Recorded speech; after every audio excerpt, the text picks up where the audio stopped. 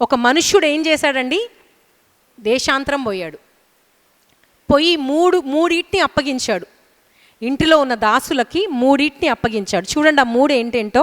మొదటిది చదువుదాం అందరం. ఒక మనుష్యుడు 34 తన దాసులకు అధికారం ఇచ్చి ప్రతి వానికి వాని పని నియమించి మెలకువగా ఉండుమని ద్వారపాలకునికి ఆజ్ఞాపించి ఇల్లు విడిచి దేశాంతరము పోయినట్టే ఆ కాలం ఉండును. ఏమేమి అప్పగించాడంటే, ఒకటి ఇల్లు, ఇంకొకటి అధికారం. ఎవరు అప్పగించారు? యజమానుడు. ఇల్లు, అధికారము. మూడోది పని. ఏమేమి అప్పగించాడండి? ఇల్లు, అధికారము, పని. ఆ వాక్యంలో చదివితే మనకు అర్థమవుద్ది. ఆ తర్వాత ఒక డోర్ కీపర్ని కూడా పెట్టాడు. అంటే ఎవరైనా గృహ ఏమనుంటుంది తెలుగులో, ద్వార పాలకుణ్ణి కూడా పెట్టి, అంటే డోర్ కీపర్ కాపలాదారుణ్ణి కూడా పెట్టి వెళ్ళాడు. మూడింటిని యజమానుడు అప్పగించాడు. దయచేసి ప్రతి ఒక్కరము గమనించాలి, దేవుడు కూడా మనకు ఒక ఇల్లును అప్పగించాడు, తన అధికారాన్ని అప్పగించాడు, తన పనిని కూడా అప్పగించాడు. ఆ మూడింటిని మనం చక్కగా పక్కకు వదిలేసి ఆయన ఎప్పుడొస్తాడు అని ఎదురు చూడడంలో ఏమీ ప్రయోజనం లేదు. ఎందుకంటే యజమానుడు వెళ్ళాడు, వచ్చినప్పుడు మనం జాగ్రత్తగా ఆయన అప్పగించిన దాన్ని మరలా ఆయనకి ఇవ్వాలి.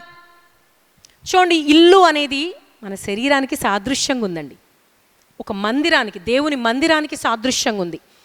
మరి ఈ మందిరము ప్రభువారికి, ఇల్లు ఈ శరీరానికి సాదృశ్యంగా ఉంది. దేవుడు ఈ ఇల్లుని మనకి, ఈ శరీరాన్ని, ఈ జీవితాన్ని మనకు అప్పగించి వెళ్ళాడు. ఏం చేయమని? ఇల్లును పాడు చేయమనా? జాగ్రత్తగా దీన్ని చూసుకోవాలి. అయ్యా ఎప్పుడు వస్తావు నువ్వు? సాయంత్రం కల్లా వచ్చే, ఇక నా వల్ల కాదు ఈ శరీరాన్ని చూసుకోవడం అనుకోకూడదు మనం. ఆయన ఎప్పుడు వస్తాడో మనకి తెలియదు. కనుక ఆయన అప్పగించిన ఈ శరీరం అనే ఈ ఇల్లును మనం జాగ్రత్తగా కాపాడుకోవాలి. అంటే ఏం చేయాలి? శరీర కార్యాలన్నిటిని మనం జయించగలగాలి. ఈ శరీరముతో దేవుణ్ణి మనం గణపరచాలి, ఈ శరీరంతో ఆయన్ని స్తుతించాలి, ఈ శరీరంలో ఉన్న అవయవములతో ఆయన్ని మనం మహిమపరచాలి. ఒక చేతులు ఉదాహరణకి చెప్తున్నా, ప్రతి అవయవం గురించి చెప్పాలంటే ఎంతో సమయం. ఒక చేతులతో ఆయన చప్పట్లు కొడుతూ ఆయన స్తుతించాలి, ఈ చేతుల్ని ఆయన పని కొరకు వాడాలి, ఈ చేతుల్ని ఆయన్ని మహిమపరచడం కొరకు వాడాలి, ఈ చేతుల్ని ఇతరులకు సహాయపడి ఆ సహాయపడిన దాని ద్వారా దేవుని నామానికి మహిమ తెచ్చేలాగా మనం బ్రతకాలి. ఈ చేతులతో చెడు కార్యాలు చేయడం, ఈ చేతులతో చెడుగా ప్రవర్తించడం, ఈ చేతులతో ఇతరుల జీవితాలు నాశనం చేయడం అనేది మనం ఎట్టి పరిస్థితుల్లో చేయకూడదు. ఎందుకంటే ఈ చేతులు, ఈ శరీరం ఎవరిది? యజమానుడిది. యజమానుడు దాసులకి ఇచ్చి వెళ్ళాడు అంతే. దాసుడు యజమానుడు వచ్చిన తర్వాత నీకేం సంబంధం లేదయ్యా, ఇది నాది అంటే కుదురుతుందా అండి? కుదరదు. చాలాసార్లు ఈ రహస్యం తెలియక చాలామంది వాళ్ళ శరీరాల్ని పాడు చేసేసుకుంటున్నారు. ఈ శరీరం దేవునిది అన్న విషయాన్ని గ్రహిస్తే ఎవ్వరము కూడా ఈ శరీరాన్ని పాడు చేసుకోము. ఈ శరీరాన్ని చక్కగా చూసుకుంటే అండి మన జీవితం ఎప్పుడు సంతోషంగా ఉంటుంది. శరీర కార్యాల్లో మునిగిపోవడం వల్లే మనకి ఎప్పుడు కూడా బాధ, భయం. చూడండి, ఉదాహరణకి ఇంకొక చిన్న ఉదాహరణ.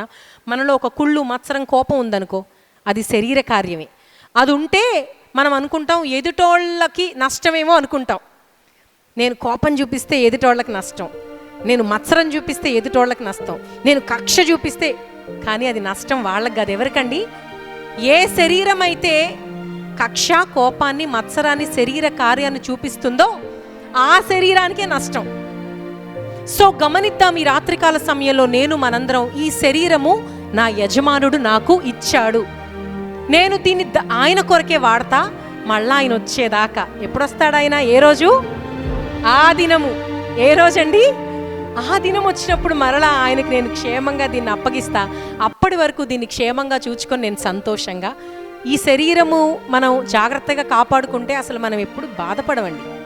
సమస్తమైన బాధలకు మూలం ఈ శరీరం. ఎందుకంటే దీన్ని ఎలా పడితే అలా మనం వినియోగించడం వల్ల. సో మొదటిది ఇల్లు, రెండవది అధికారం అండి. దేవుడు మనకి ఎంత అధికారం ఇచ్చాడో, ఎన్ని విషయాల్లో అధికారము. కానీ మనం ఏం చేస్తాం అంటే, పోలీస్ లాగా ఉండయ్యా అంటే దొంగలాగా ఉంటా అంటాం. నువ్వు పోలీస్ అయ్యా, నీకు పోలీస్ డ్రెస్ వేసా, నీకు పోలీస్ అధికారం ఇచ్చా అంటే, లేదు లేదు నేను దొంగగానే ఉంటా. దేవుడు దాసులకు చూడండి, దాసులకి ఏమిచ్చాడు? గృహాన్ని, అధికారాన్ని ఇచ్చి, మీరు చూసుకోండి, ఇల్లు మీదే, ఈ ఇల్లు మీదే, ఇంటి చుట్టూ ఉన్న ఈ గార్డెన్ మీదే, ఇంటి చుట్టూ ఉన్న పొలం మీదే, ఇదిగో ఇన్ని ఎకరాలు ఉన్నాయి ఇంటి దగ్గర, చూసుకోండి అని వెళ్తే, లేదు లేదు నేను పనోళ్ళలాగే ఉంటా అంటే ఎలా ఉంటుందండి? ఈరోజు దేవుడు మనకు అధికారాన్ని ఇచ్చాడు. ప్రతిదానికి భయపడడం, సోలిపోవడం, కృంగిపోవడం, ఏడవడం, మొత్తుకోవడం ఇది కాదు దేవుడు మనకిచ్చింది. అధికారం ఎప్పుడు కూడా ఒక బాధ్యతతో వస్తుందండి. చూడండి, ఒక పోలీస్కి నువ్వు ఎస్ఐ అని ప్రమోట్ చేస్తే ఎస్ఐ అని ఇంట్లో కూర్చొని బ్యాడ్జ్ పెట్టుకుంటే సరిపోద్దా? ఏమవుద్ది? ఒక బాధ్యత ఉంటుంది. నువ్వు ఎస్ఐవి, నువ్వేం చేయాలి? చూసుకోవాలి, కాపాడాలి. నీకున్న అధికారాన్ని నువ్వు బాధ్యతగా నిర్వర్తించాలి. ఈరోజు దేవుని సంఘముగా మనందరికీ కూడా ఆ యజమానుడు ఆ దాసులకి ఇచ్చినట్టు అధికారాన్ని ఇచ్చి వెళ్ళాడు. అధికారం ఇచ్చి ఒక మనుష్యుడు తన దాసులకు ఏమిచ్చాడు? చూసుకోండి, ఇంకా మీరే. అక్కడ దాసులు అని రాయబడ్డంత మాత్రం వాళ్ళ పనోళ్ళు కాదు, అధికారం ఇచ్చిన దాసులు. అధికారం ఇచ్చేశాడు, మీకే సకల హక్కులు మీవే. సో ఈరోజు దేవుని సంఘముగా మనందరికీ కూడా దేవుడు అధికారాన్ని ఇచ్చాడు, అంటే బాధ్యత. ఇప్పుడు దాసుడు ఏం చేయాలి? గృహాన్ని జాగ్రత్తగా కాపాడుకోవాలి, ఆయనకి ఇచ్చిందంత జాగ్రత్తగా బాధ్యతగా చేయాలి. అలాగే దేవుడు కూడా మనకిచ్చిన అధికారాన్ని బాధ్యతగా మనం నిర్వర్తించగలగాలి. ఎన్ని వాగ్దానాలు, ఎన్ని మాటలు, ఎన్ని వాక్యాలు, ఎన్ని ప్రసంగాలు వింటూ ఉన్నాం, కానీ మనం అధికారం ఉన్నలాగా ప్రవర్తించట్లేదు. చాలాసార్లు పిరికి వాళ్ళలాగా భయపడతా, నేను ఇది చేయలేను, నేను అది చేయలేను, ఇది జరిగిపోయింది అని ఒకటే టెన్షన్ పడి ఏం చేస్తాం? మన ఆయుష్ని తగ్గించుకుంటాం, మన ఆరోగ్యాన్ని తగ్గించుకుంటాం కదా, కృంగిపోతూ ఉంటాం, డిప్రెషన్లోకి వెళ్ళిపోతూ ఉంటాం, ఒకటే నీరసిల్లిపోతాం. తీరా వారం గడిచిన తర్వాత అయ్యో ఎందుకు బాధపడ్డామని ఒకటే అప్పుడు మళ్ళా మనమే. కానీ అన్ని రోజులు కూడా మనం టైం వేస్ట్ చేసుకోక్కర్లే, అంత సమయం కూడా మనం వ్యర్థపరచుకోక్కర్లే. దేవుడే చెప్పాడు, నీకు నేను అధికారము ఇస్తా ఉన్నాను. హల్లెలూయా. మొదటిది ఇల్లు, తర్వాత అధికారం, మూడోది పని. ఏమిచ్చాడండి దేవుడు మనకి? పని. దేవుని పని చేయవలసిందిగా, ప్రకటించవలసిందిగా. చూడండి, కొన్నిసార్లు వ్యాపారాలు, ఉద్యోగాలు, పనులని పడిపోయి మాకు సమయం లేదమ్మా అంటే కుదరదు. ప్రతి ఒక్కరూ అన్ని పనులు చేసుకుంటూ మనం చేయగలిగింది, తలకు మించింది ఏమి చేయక్కర్లేదండి.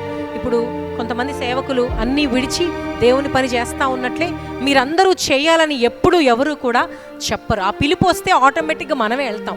కానీ మనకున్న సమయంలోనే మనము దేవుని కొరకు ఏం చేయగలమో అది ఖచ్చితంగా మనం చెయ్యాలి. చేసే వాళ్లకు సహకరించాలి. అది దేవుడు ప్రతి ఒక్కరికి దేవుడు పనినిచ్చాడు.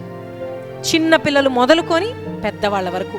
చిన్నపిల్లలు చేసే పని, చిన్నపిల్లలు వాళ్ళు వాక్యాలు చెప్తూ ఇతరులను ప్రోత్సహించవచ్చు, వాళ్ళు నాట్యాలు చేస్తూ ఇతర పిల్లలు ఆకర్షించవచ్చు, వాళ్ళు నాట్యాలను చేస్తూ కొన్ని కొరియోస్ చేస్తూ సంఘంలో ఉన్న వాళ్ళు చేయగలిగింది వాళ్ళు, యవనస్తులు చేయగలిగింది యవనస్తులకి ఇంకెంత పనో కదా. ఫ్రెండ్స్తో ఉన్న చోట, చదివే చోట, ఉద్యోగం చేసే ప్రతి చోట మనకి పని ఉన్నది. సువార్తను ప్రకటించవలసిన భారము నా పైన మోపబడింది. ఎవరిపైన?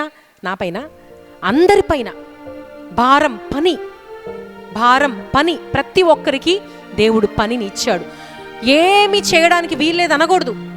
ప్రతి ఒక్కరికి ఖచ్చితంగా దేవుని పని ఉన్నది, దేవుడు ఇచ్చాడు. కొంతమంది ఆ పనిని చేస్తా పోతుంటే దేవుడిచ్చిన పని చక్కగా అయిపోతుంది. కానీ కొంతమంది ఇంత పెట్టుకున్నారు, ఇంకా దేవుని పని చేయట్లే. దేవుడు మీకు అప్పగించింది అంతే ఉంది మీ అకౌంట్లో. జాగ్రత్త. పని ఇచ్చి యజమానుడు వెళ్ళిపోయాడు. యజమానుడు వచ్చేసరికి మీకు యజమానుడు ఇచ్చిన పనిని అవజేశారా? పూర్తి చేశారా?